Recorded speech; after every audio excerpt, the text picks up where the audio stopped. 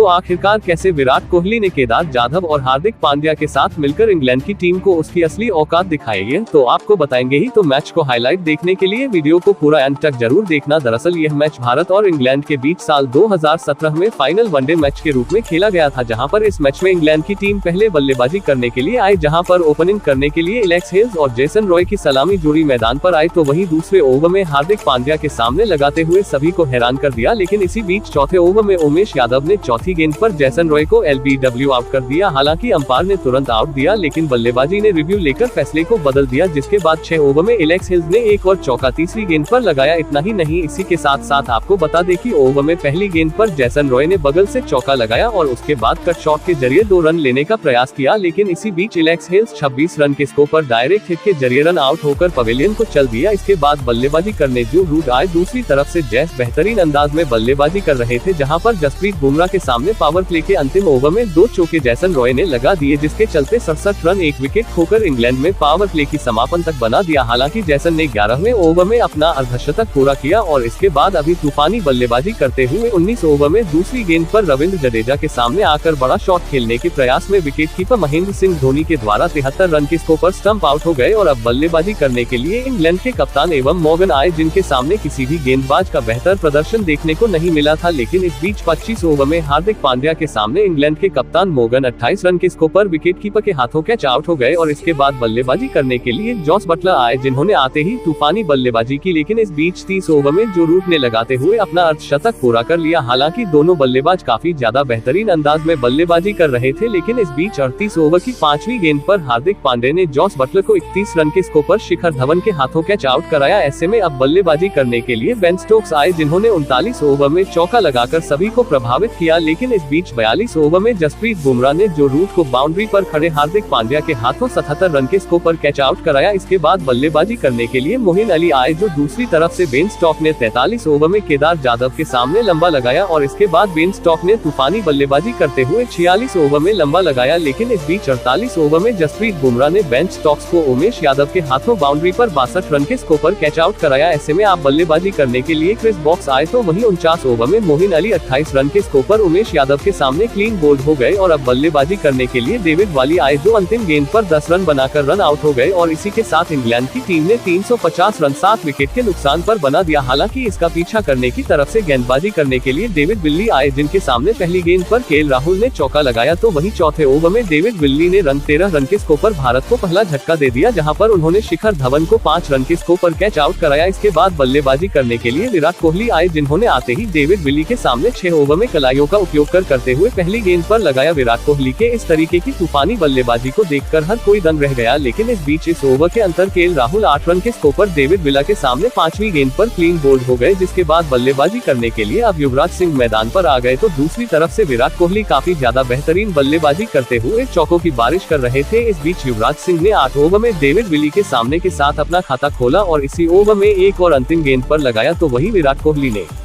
अभी power play के अंतिम ओवर में लंबा लगाया और इसी के साथ पावर प्ले के समापन तक 52 रन 2 विकेट के नुकसान पर भारत ने बना दिए। हालांकि इसके बाद युवराज सिंह ने और भी ज्यादा बेहतरीन खतरनाक बल्लेबाजी की, लेकिन इस बीच 11 ओवर में युवराज सिंह 15 रन के स्कोर पर बेन स्टॉक्स के सामने विकेटकीपर के हाथों कैच आउट हो गए। इसके बाद बल्लेबाजी करने महेंद्र सिंह धोनी आए, लेकिन इस बीच धोनी 12 ओवर में बॉल की 5वीं गेंद पर कैच आउट होकर पवेलियन को लौट गए। इस बीच बल्लेबाजी करने केदार जाधव आए, जिन्होंने विराट कोहली के साथ मिलकर टीम को संभाल लिया। इस बीच विराट कोहली ने 15 ओवर में बेहतरीन कवर ड्राइव लगाई, तो वही केदार जाधव भी बेहतरीन चौका इसी ओवर के अंदर लगाते हुए दिख चुके थे कि आज भारतीय टीम को मजबूती दिलाने का कार्य करेंगे। इतना ही नहीं, 18 ओवर की चौथी गेंद पर विराट कोहली ने 2 रन लेकर अपना अर्धशतक पूरा किया, तो वही केदार जाधव और भी ज्यादा खतरनाक बल्लेबाजी करते हुए के साथ भारतीय टीम को आगे ले जाने का कार्य कर रहे थे। इसी बीच 23 ओवर में केदार जाधव ने 30 गेंद पर मोइन अली के सामने 1 रन लेने के साथ अपना अर्धशतक पूरा कर लिया। इसके बाद दोनों बल्लेबाज और भी ज्यादा खतरनाक अंदाज में बल्लेबाजी कर रहे थे। इस बीच 26 ओवर में विराट कोहली ने कदमों का इस्तेमाल कर 87 मीटर का लंबा लगाया, तो वही केदार जाधव की लगातार बेहतरीन बल्लेबाजी देखने को मिल रही थी। इस बीच विराट कोहली ने 32 ओवर के अंदर ओवर की अंतिम गेंद पर क्रिस बॉक्स के सामने लगाते हुए 933 गेंद पर अपना शतक पूरा कर लिया और इसके बाद भी तूफानी अंदाज में बल्लेबाजी करते हुए दिखाई दिए और अगले ही ओवर में एक और लगा दिया और बता दिया कि उन्हें क्यों चेज मास्टर कहा जाता है। इतना ही नहीं, विराट कोहली ने और भी ज्यादा खतरनाक बल्लेबाजी करते हुए आगे और चौकों की बारिश कर टीम को जीत दिलाने का प्रयास किया, लेकिन इस बीच 36 ओवर में क्रिस बॉक्स के सामने केदार जाधव ने चौका लगाकर अपना अर्धशतक पूरा किया और इसके बाद भी तूफानी बल्लेबाजी करने का प्रयास कर रहे थे, लेकिन इस बीच 200 रन की साझेदारी 37 ओवर के अंदर विराट कोहली के रूप में टूट गई। इस बीच विराट कोहली बड़ा शॉट खेलने के प्रयास में 122 रन के स्कोर पर पवेलियन को लौट गए। इसके बाद बल्लेबाजी करने के लिए हार्दिक पांड्या आए, जिन्होंने आते ही लगाकर 38 ओवर में सभी को प्रभावित किया। इस बीच केदार ज्यादा क्रैम्प से जूझ रहे थे और लगातार से बातचीत कर रहे थे, लेकिन इस बीच केदार यादव ने एक बार फिर से 38 ओवर की अंतिम गेंद पर लगाया, लेकिन इस बीच 40 ओवर की 5वीं गेंद पर केदार जाधव 120 रन के स्कोर पर बॉल की गेंद पर बाउंड्री पर कैच आउट हो गए। इसके बाद बल्लेबाजी करने के लिए रविंद्र जडेजा, लेकिन इस बीच दोनों बल्लेबाज बेहतरीन बल्लेबाजी कर रहे थे, परंतु रविंद्र जडेजा 13 रन के स्कोर पर 45 ओवर में बॉल की पहली गेंद पर कैच आउट होकर पवेलियन को लौट गए। इसके बाद बल्लेबाजी करने रविचंद्रन अश्विन आए, जिन्होंने हार्दिक पांड्या के साथ मिलकर टीम को जीत के करीब ले जाने का पूरा प्रयास किया। इस बीच मैच काफी ज्यादा रोमांचक हो गया, क्योंकि जीत के लिए चौथा गेंद पर 9 रनों की दरकार थी और भारत टीम जीत के करीब पहुंच गई थी, लेकिन इस बीच हार्दिक पांड्या ने 48 ओवर की अंतिम गेंद पर लगाकर मैच को बिल्कुल भारत के पक्ष में डाल दिया और जब 2 ओवर में 1 रन की जरूरत पड़ी तो 49 ओवर में मोइन अली के सामने पहली गेंद पर लगाकर भारतीय टीम ने जीत दर्ज की और इस सीरीज का पहला मैच अपने नाम कर दिया। तो दोस्तों, आपको क्या लगता है इस मैच में भारतीय टीम की जीत के असली हीरो कौन रहे हैं? अपनी राय हमें नीचे दिया गया कमेंट